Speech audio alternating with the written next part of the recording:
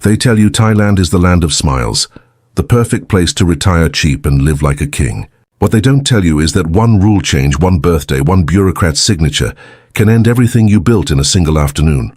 I thought I had 5 more years. Turns out, I didn't even have 5 more days. If our stories resonate with you, don't forget to like, comment, and tell us where you're watching from. This story was shared with us by a subscriber who wanted others to know what really happens when the system you trusted suddenly locks you out. I walked into the immigration office in Chiang Mai on a Tuesday morning in late March, confident, like I'd done this dance twice before. The air was thick and humid, even at 9 in the morning. My retirement visa was expiring in 3 weeks, and I had everything ready. Bank statements showing the required 800,000 baht sitting in my Thai account for 3 months straight. My lease agreement for the condo in Niman. My medical certificate from the clinic down the street. Everything organized in crisp plastic sleeves, just the way they liked it. I'd been living in Thailand for 5 years at that point. This was routine. This was easy. I stood in line behind a German couple and a young American backpacker, all of us waiting our turn at the counter. The office smelled like old paper and air conditioning that couldn't quite keep up with the heat. When my number was called, I stepped up to the counter and handed over my passport with a smile. The officer was a woman in her 40s, hair pulled back tight, government issue uniform pressed and starched. She barely glanced at me before opening my passport and flipping through the pages. I watched her eyes scan the visa stamps, the entry and exit records, all the proof of my legal presence in this country. Then she closed the passport and slid it back across the counter toward me. "Cannot approve," she said in English, her tone flat and final. I laughed. I actually laughed. I thought she was joking, or maybe I'd misunderstood her accent. "What do you mean?" I asked, still smiling, still thinking this was some kind of mix-up. "New policy," she said, pointing to a printout taped to the wall behind her. It was all in Thai. Red letters at the top, official-looking stamps at the bottom. Age limit now 60 years old. You 61. Cannot approve. The smile fell off my face. I stared at her, waiting for the punchline.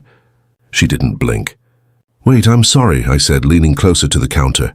"I've had this visa for 5 years. I renewed twice already. This is the first I'm hearing about any age limit." She pointed at the printout again. "New policy. Start this year, 60 maximum." "But I'm already in the system," I said, my voice rising a little. "I'm not applying for a new visa. I'm renewing." "That's different, right?" She shook her head. "Renewal also follow new rule. No extension for you. 30 days you must leave Thailand or pay overstay fine." I felt my chest tighten. My hands started to sweat. I looked around the office like someone might step in and tell me this was a mistake, that the officer had misread something, that I could talk to a supervisor and get this sorted out. But nobody was looking at me. The German couple behind me was already moving forward to take my place at the counter. "Is there someone I can speak to?" I asked, hearing the desperation creep into my voice. "A manager. Someone who can explain this to me." The officer shook her head again and waved me aside. "Next." I stood there for a moment, frozen, holding my passport in one hand and my folder of useless documents in the other. I watched her stamp the German man's passport without a word. He smiled at his wife. They had no idea what I was feeling. I walked out of that office into the blinding mid-morning heat and felt like the ground had disappeared from under my feet. My hands were shaking. My mind was blank. I got into my truck, a beat-up Toyota I'd bought off another expat 2 years ago, and just sat there in the parking lot, staring at my passport like it might suddenly change if I looked at it long enough. 61 years old, 1 year too late, 30 days to leave the country. I couldn't believe it. I didn't want to believe it. I sat in that truck for maybe 20 minutes, just breathing, trying to make sense of what had just happened. The heat was unbearable, but I didn't turn on the engine. I didn't move. I kept replaying the conversation in my head, looking for something I'd missed, some detail I could use to fix this, but there was nothing. The officer had been clear. The rule was the rule. I was out. Finally, I pulled out my phone and called Greg. Greg was another American, retired military, 63 years old, been living in Chiang Mai for 8 years. We met at a poker game my first year here, and stayed friends ever since. He knew the system better than anyone I knew. If anyone could tell me this was fixable, it was him. "Hey, Randall," Greg answered, sounding relaxed and half awake. "What's up, buddy?" "They denied my visa," I said, my voice shaking. There was a pause. "What? What do you mean, denied?" "I just came from immigration," I said. "They told me there's a new policy. Age cap at 60. I'm 61. They won't renew me." "That's bullshit," Greg said immediately. "I've never heard of an age cap. You sure the officer knew what she was talking about?" She showed me a printout. It was in Thai, but she was clear. No extension. 30 days to leave. Greg went quiet for a moment. I could hear him thinking, probably trying to figure out if I'd screwed something up or if this was real. "Listen," he said finally. "Don't panic. Go back tomorrow. Try a different officer. Sometimes they make mistakes. Or bring some cash. You know how it works. Grease the wheels a little." "You think that'll work?" I asked, grasping at anything that sounded like hope. "Can't hurt," Greg said. "I've seen guys get rejected for dumb reasons, and then walk out the next day with a stamp. It's Thailand, man. Nothing's set in stone." I wanted to believe him. I needed to believe him. "Okay," I said. "So okay, I'll try again tomorrow." "Good, and hey, if that doesn't work, we'll figure something else out. You're not going anywhere, Randall. You've been here too long. This is your home." I thanked him and hung up. His words helped a little, but the knot in my stomach didn't go away. I drove back to my condo in Nimon, parked in the underground lot, and took the elevator up to the 7th floor. My place was small. 1-bedroom open kitchen, balcony with a view of Doi Suthep in the distance. I'd furnished it cheap, but comfortable. IKEA couch, a desk I'd built myself, a bed frame from a second-hand store. It wasn't much, but it was mine. It was the first place I'd lived in years that actually felt like home. I dropped my folder on the kitchen counter and collapsed onto the couch. The air conditioning was running, but I still felt hot. My mind was racing. I kept thinking about what the officer had said. New policy. Age limit now 60. I grabbed my laptop and opened it on the coffee table, pulling up every visa forum I could find. Thai visa, expat forum, Reddit threads about retirement visas. I scrolled through hundreds of posts, searching for anything about an age cap. Most of the threads were about bank balance requirements, health insurance, the usual bureaucratic nonsense. Nothing about age limits.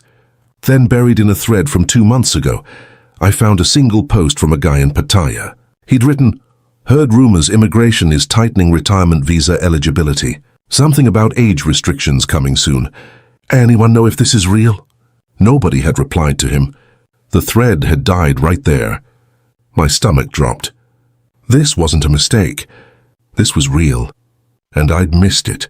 I'd been so focused on making sure my bank account was in order, on getting my documents ready, that I hadn't even thought to check if the rules themselves had changed. I spent the rest of the day searching for more information, but there was nothing. No official announcement. No news articles. Just that one buried post, and my denial at the immigration office. It was like the rule had appeared out of nowhere, and I was one of the unlucky ones who got caught in it. That night I couldn't sleep. I lay in bed staring at the ceiling, listening to the sounds of the city outside my window. Motorcycles, distant music, dogs barking, all the sounds I'd gotten used to over the past 5 years. I thought about Florida, about Fort Myers where I'd lived before I came here. I thought about my ex-wife, Karen, who'd left me 6 years ago for a guy she met at her yoga studio. I thought about my daughter, Sarah, who barely talked to me anymore.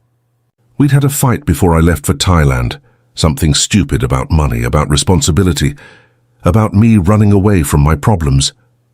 We hadn't spoken in months, maybe a year. I couldn't even remember the last time we'd had a real conversation. If I went back to Florida, what would I even go back to? I had no house, no job, no friends left. I'd sold everything when I moved here. I'd burned those bridges on purpose because I didn't want a way back.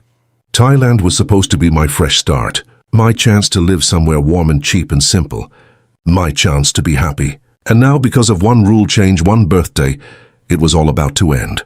I pulled out my phone and checked the time. 2:47 a.m. I opened the calculator app and did the math. 30 days. I had 30 days to figure out my entire life. 30 days to find a solution or pack up and leave. I felt sick. I felt trapped. I felt like I was 61 years old and out of options. The next morning I woke up exhausted. I made coffee and sat on the balcony, smoking a cigarette even though I'd quit 2 years ago.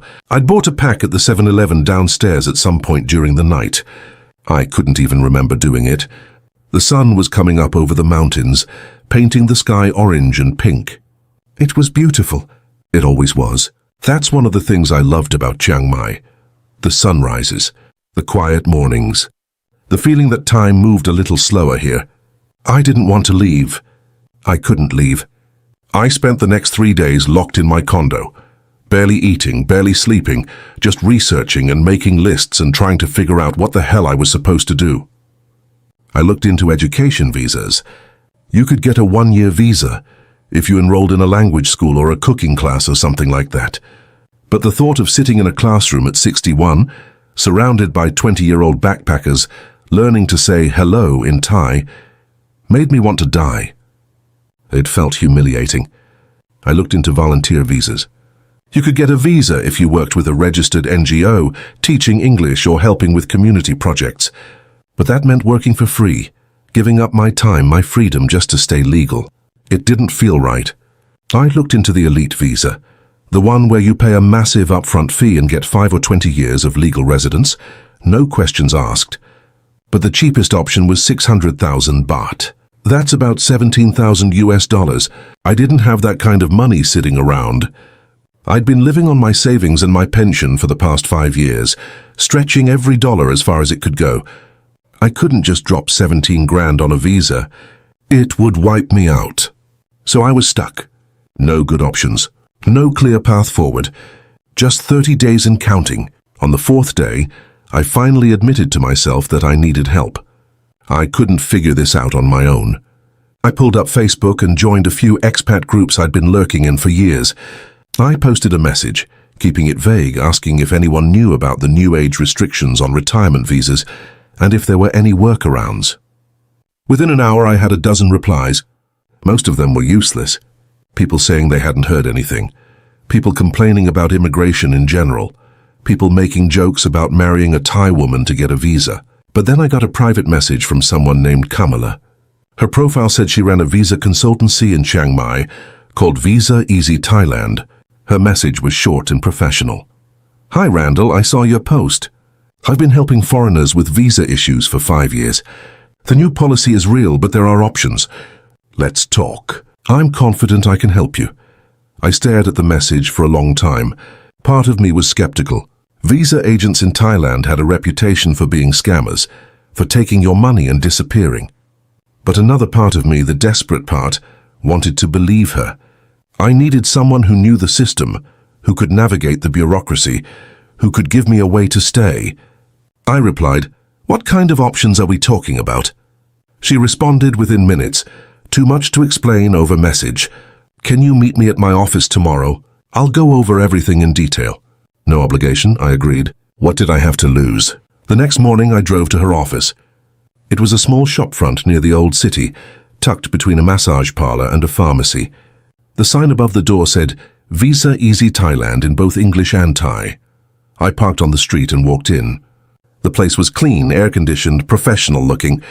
There was a desk at the front, a couple of chairs, some framed certificates on the wall. Kamala was sitting behind the desk, typing on a laptop. She looked up when I walked in and smiled. She was younger than I expected, maybe mid-30s with short hair and a calm, confident demeanor. She was dressed in business casual, a white blouse and dark pants. She stood up and shook my hand. "Randall?" she asked. "Yeah," I said. "Thanks for meeting with me."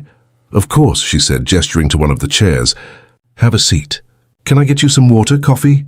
"Water's fine," I said, sitting down. She poured me a glass from a cooler in the corner and sat back down across from me.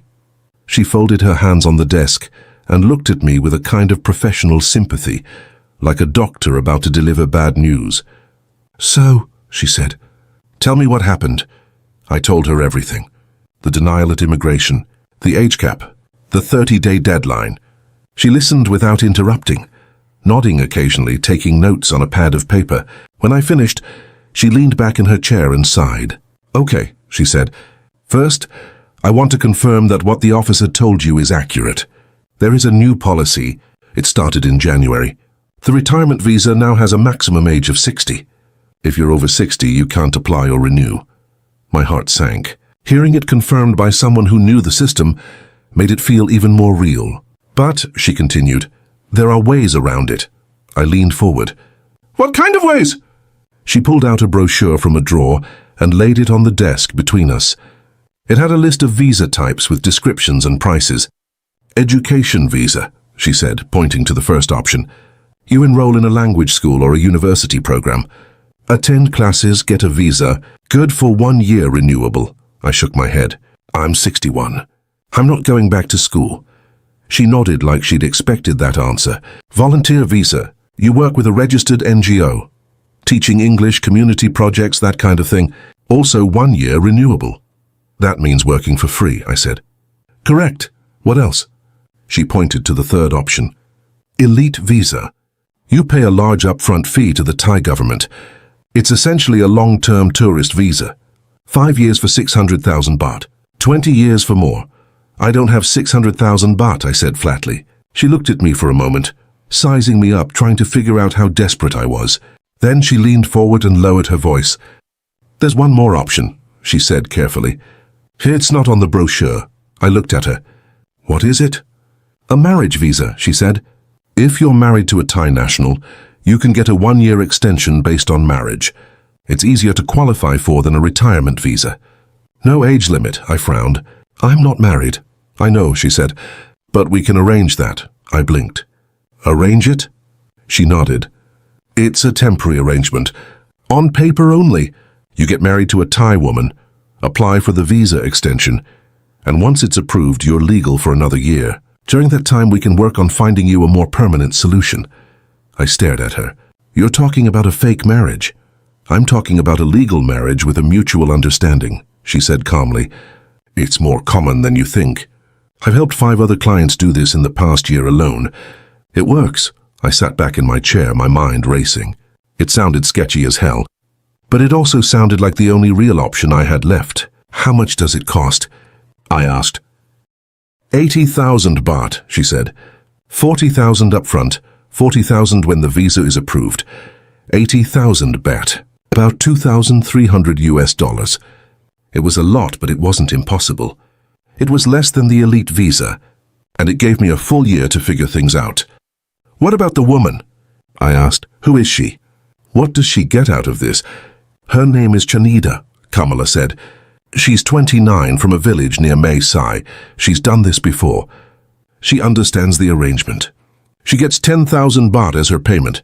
The rest covers my services, the paperwork, and any fees associated with the application." "Do I have to, live with her?" I asked, feeling embarrassed even asking. Kamala smiled gently. "No. You meet her once to sign the marriage certificate at the district office. After that, you probably won't see her again unless immigration does a home visit, which is rare. It's just paperwork, Randall. Nothing more." I looked down at the brochure, at the list of options that all felt wrong or impossible. Then I looked at Kamala, who was sitting there calmly waiting for my answer. "I need some time to think about it," I said. She nodded. "Of course. But keep in mind you've got less than a month.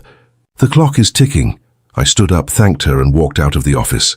I sat in my truck for a long time, staring at the steering wheel, trying to figure out what the hell I was supposed to do. I thought about Greg's advice. Try a different officer, bring cash, grease the wheels. But I didn't believe that would work anymore. The rule was the rule. The system didn't care about me.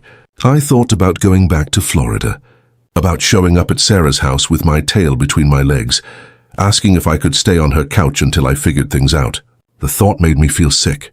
I thought about Thailand, about the life I'd built here, the routines, the friends, the quiet mornings, the cheap dinners, the feeling of being somewhere warm and safe and far away from everything that had gone wrong in my old life. I didn't want to leave. I couldn't leave. On the drive back to my condo, I made my decision. I pulled over on the side of the road and called Kamala. "I'll do it," I said when she answered. "Good," she said, her voice warm and reassuring. "You're making the right choice, Randall. I'll take care of everything. "Can you meet me tomorrow with the first payment?" "Yeah," I said. "Tomorrow." I hung up and sat there for a moment, feeling a strange mix of relief and dread. I'd just agreed to marry a woman I'd never met, so I could stay in a country that didn't want me anymore. But what choice did I have? I started the truck and drove home. That night, I counted out 40,000 baht in cash from the stack I kept in a lockbox under my bed. I put it in a plain white envelope and stared at it for a long time. This was it. This was the moment where I either trusted Kamala and her plan, or I gave up and went back to Florida with nothing. I chose to trust her. I didn't have any other choice. The next day I met Kamala at a coffee shop near her office. It was a quiet place, mostly empty in the afternoon. She was already sitting at a corner table when I arrived, a laptop open in front of her. I sat down across from her and slid the envelope across the table. She picked it up, opened it discreetly and counted the bills under the table. When she was satisfied, she slipped the envelope into her bag and smiled. "Perfect," she said. "Now let me tell you how this is going to work." She explained the process step by step. In 1 week I would meet Shanida at the district office. We would sign the marriage certificate together. Kamala would handle all the paperwork and translations. Once the certificate was issued, Kamala would take it to immigration and submit the application for a marriage-based visa extension. The whole process would take about 2 weeks. If everything went smoothly, I'd have my visa by the end of the month. "What if immigration asks questions?" I asked. "What if they want proof that we're actually together?" "They might," Kamala said. "But usually for a first-time marriage visa, they don't dig too deep. As long as the paperwork is in order, they approve it. If they do ask for more proof, we'll deal with it then." "And Shanida knows what she's doing?" I asked. "She's okay with this?" "She's done this twice before," Kamala said. "She knows how it works. She'll meet you at the district office, sign the papers, and that's it. You don't need to worry about her." I nodded, trying to ignore the uneasy feeling in my gut. This whole thing felt wrong. But what choice did I have? I thanked Kamala, finished my coffee and left. The next week passed in a blur. I didn't tell anyone what I was doing. Not Greg, not the guys from poker night, not anyone. I felt like a fraud, like a criminal. Even though technically what I was doing was legal. The marriage would be real on paper. The visa would be legitimate. But it felt like a lie.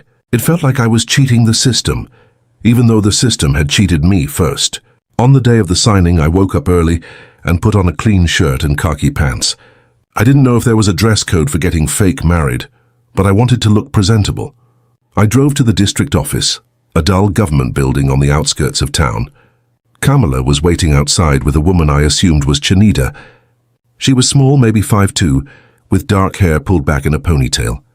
She was wearing a pink blouse and too much makeup, like she'd dressed up for a special occasion. She looked nervous. Kamala introduced us. "Randall, this is Shanida." "Shanida, this is Randall." Shanida smiled shyly and said, "Hello." "Hi," I said, shaking her hand. Her hand was small and cold. Kamala led us inside. The district office was busy, full of people waiting in plastic chairs holding numbered tickets. We didn't have to wait. Kamala seemed to know everyone. She spoke in rapid Thai to a woman behind a desk, and within minutes we were ushered into a small office. An official sat behind a desk, a man in his 50s with glasses and a bored expression. He spoke in Thai to Kamala, who translated for me. He asked for our passports and ID cards. He asked if we understood that we were entering into a legal marriage. Kamala answered for both of us. The whole thing took maybe 20 minutes. The official printed out a marriage certificate, had us sign it, stamped it with an official seal and handed it to Kamala. That was it. I was married. Shanida and I walked out of the office together, not saying a word. Kamala walked between us, holding the certificate like a trophy. "Congratulations," she said, smiling.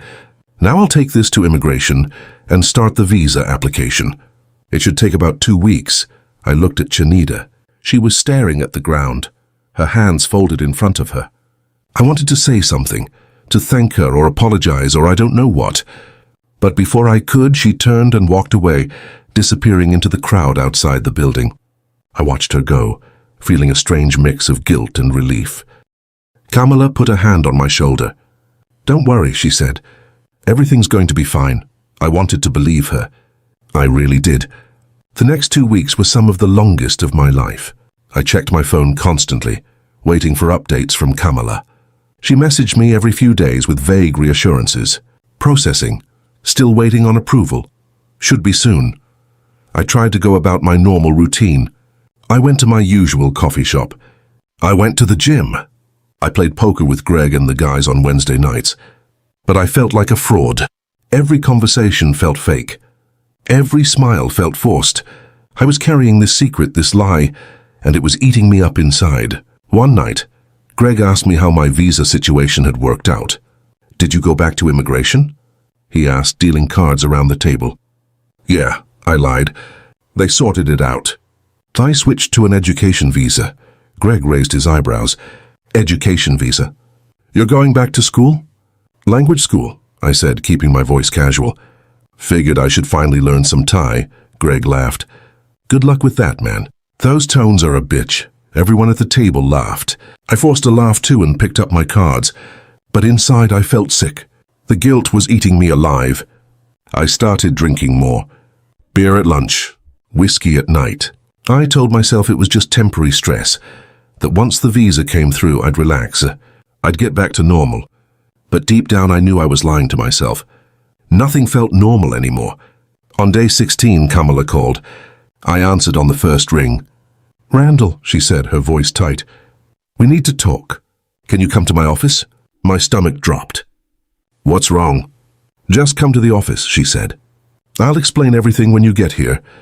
I drove to her office in a daze, my hands gripping the steering wheel so hard my knuckles turned white.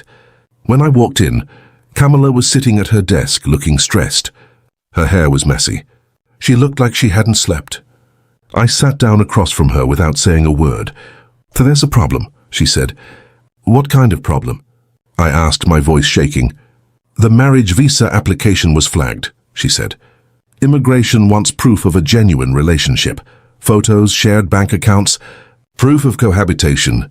I felt my heart stop. "You said this wouldn't happen." "It usually doesn't," she said, her voice defensive. "But sometimes they audit random cases. Bad luck, bad luck," I repeated, my voice rising.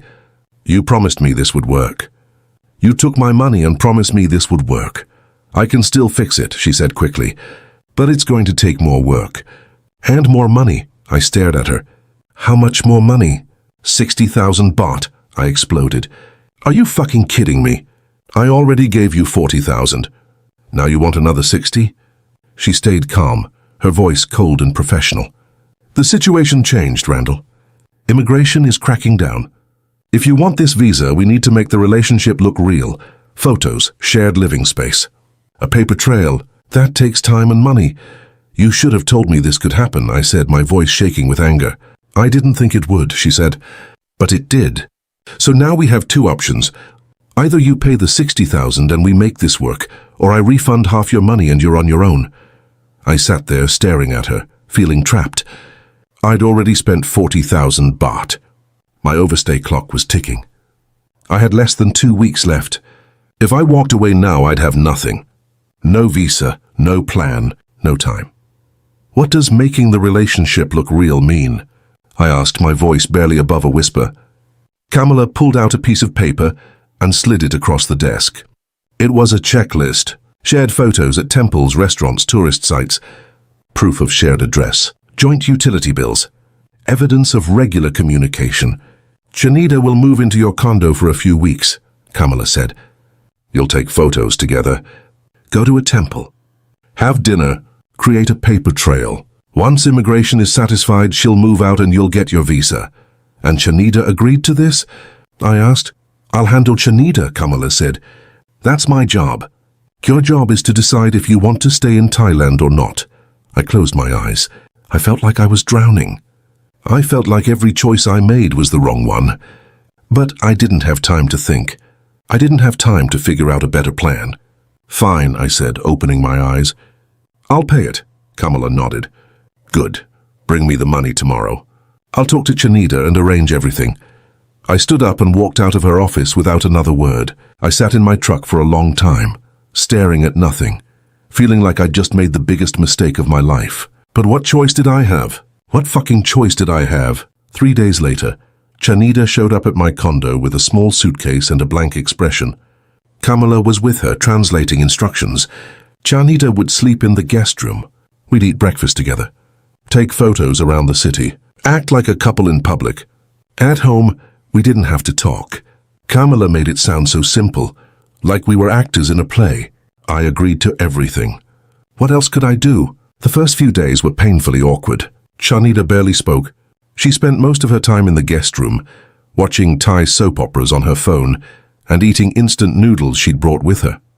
I tried to make small talk a few times, asking her about her family or where she was from, but she just nodded politely and went back to her room. I felt like a stranger in my own home. On the fourth day, Kamala picked us up and drove us to Doi Suthep. It's a temple on the mountain overlooking Chiang Mai, a popular tourist spot. We climbed the steps together, Kamala snapping photos of us with my phone. At the top, in front of the golden chedi, Kamala posed us like a couple. Chanida put her arm around my waist. I put my arm around her shoulders. We smiled at the camera. Tourists walked past us, probably thinking we were just another old Farang with a young Thai wife. I wondered if they pitied me. I wondered if they envied me. I wondered if they could tell how fake this all was. That night, Chanida cooked dinner for the first time. Fried rice with egg and vegetables. It smelled amazing. So I sat at the kitchen table and watched her cook, moving around the tiny kitchen like she'd done this 1,000 times. When she served it, I thanked her. She smiled a little and sat down across from me. We ate in silence. The food was good, really good. After dinner, she washed the dishes without me asking. I sat on the couch watching her, feeling a strange mix of guilt and gratitude. She wasn't a scammer. She wasn't trying to hurt me. She was just trying to survive, just like I was. Over the next week, something shifted. Chanida started talking more. Her English was broken, but she tried. She asked me about Florida, about my daughter, about why I came to Thailand. I found myself answering honestly. I told her about my divorce, about how Karen left me for another man, about how I felt like a failure for most of my life, about how Thailand was supposed to be my fresh start. She listened. She didn't judge. She just listened. One night after dinner, she told me her story. She was from a poor village near the border. Her parents were rice farmers. She had 3 younger brothers, all still in school. She sent money home every month to help pay for their education. The visa arrangement with Kamala paid for her youngest brother's school fees. She wasn't doing this because she wanted to. She was doing it because she had to. "I'm sorry," I said, not sure what else to say. She shrugged. Everyone survived different way. I nodded. She was right. We were both just trying to survive. That Saturday morning, Kamala called. Her voice was urgent. "Immigration is coming to your condo on Monday for a home visit," she said. "You need to make sure everything looks convincing." My stomach dropped. "A home visit?" "It's standard procedure for marriage visas," Kamala said. "They want to verify that you're actually living together. Make sure there are women's clothes in the closet. Shared toiletries in the bathroom. Photos on the walls. Make it look real." I hung up and told Chanida. She didn't seem surprised. We spent the weekend staging the condo. She hung her clothes in my closet next to mine. She put her toothbrush in the bathroom. We taped photos from Doi Suthep on the walls. It felt absurd, like we were building a set for a movie nobody asked to see. Monday morning, 2 immigration officers arrived, a man and a woman, both in uniform. They were polite but thorough.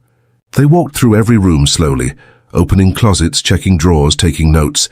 They asked questions. "How long have you been together? How did you meet?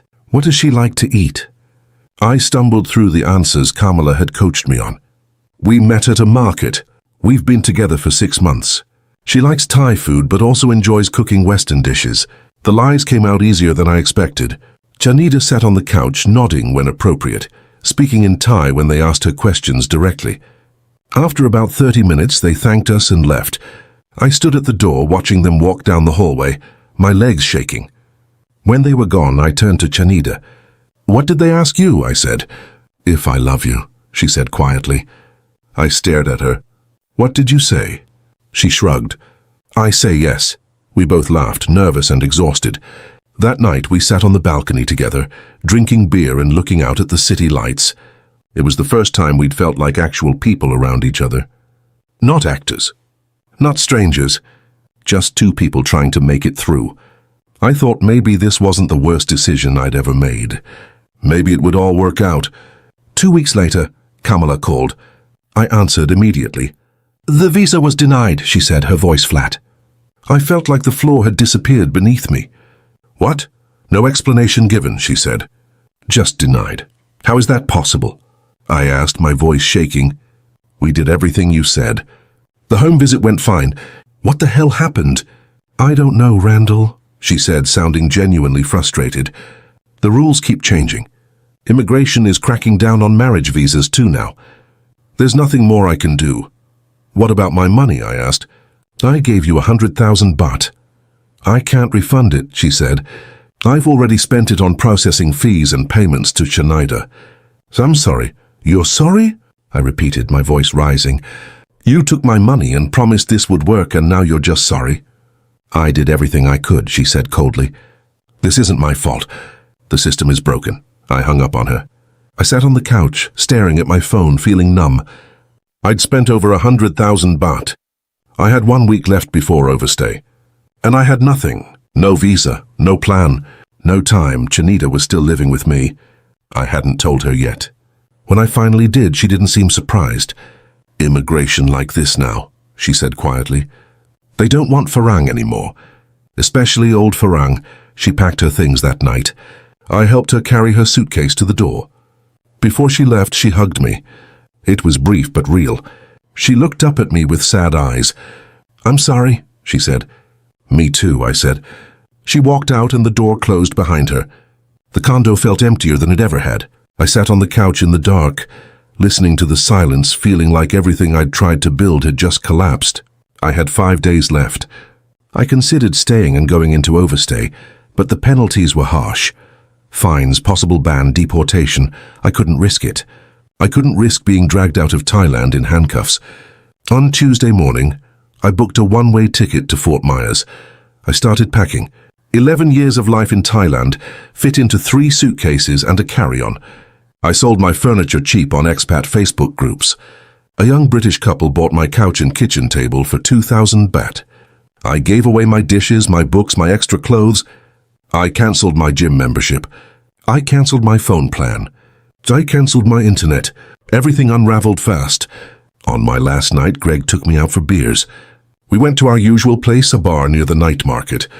Greg still didn't know the whole story. He thought I was moving back to Florida for family reasons. "Are you sure about this?"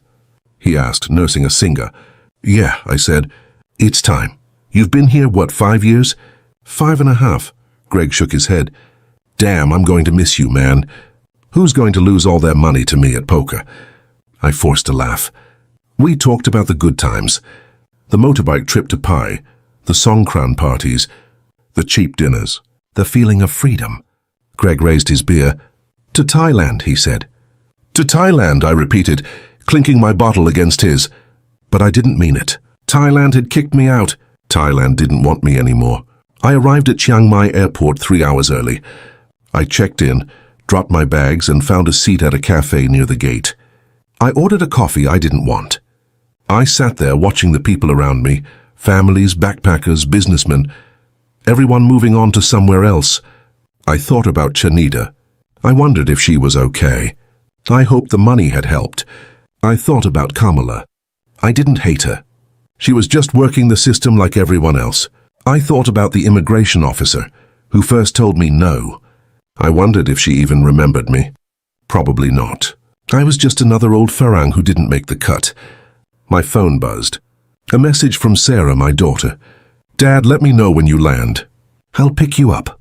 I stared at the message for a long time. I hadn't spoken to her in 8 months. I typed back, "Will do, thanks."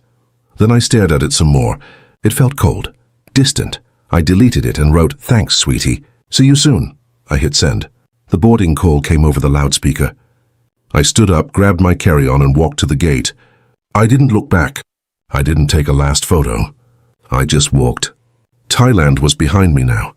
Florida was ahead. I didn't know what was waiting for me there. I just knew I was too old to keep fighting systems that didn't want me. The Florida humidity hit me like a wall when I stepped outside Fort Myers Airport. It was late afternoon, and the air felt thick and heavy, nothing like the dry heat of Chiang Mai. Sarah was waiting at arrivals, leaning against her white Honda SUV, arms crossed. She was 34 now, dressed in yoga pants and a tank top, her hair pulled back in a ponytail. She looked more like her mother every year. Same sharp eyes, same tight smile. She didn't hug me when I walked up. She just popped the trunk and said, "You look tired." "Long flight," I said, tossing my bags into the back. I climbed into the passenger seat.